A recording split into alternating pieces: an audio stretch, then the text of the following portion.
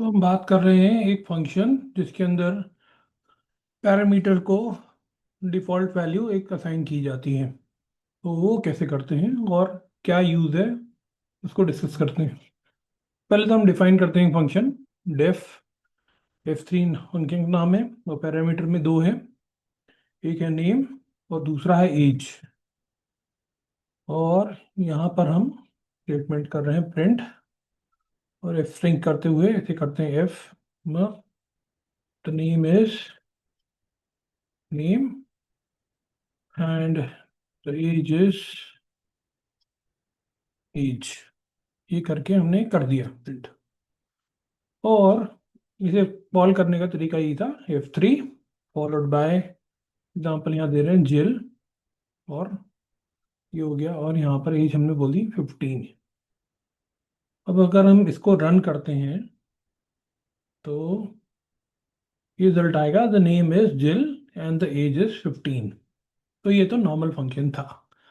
अब अगर हम यहाँ पर इसको एज की वैल्यू देना भूल गए अगर, ठीक है, तो वैसे हम रन करते हैं अगेन, तो ये एरर थ्रो कर देगा कि एक मिसिंग आर्ग्यूमेंट है एज, जो यहाँ पर नहीं दिया गया।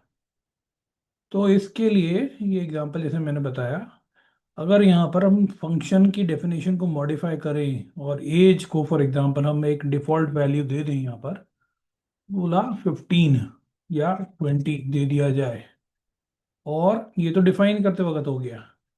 और अगर हम यहाँ पर फंक्शन को कॉल करें और वहाँ पर एज वाला पैरामीटर का रिलेटेड आर्गुमेंट नहीं पास करें, तो ये डिफ़ॉल्ट वैल्यू को यहाँ से पिक कर लेगा।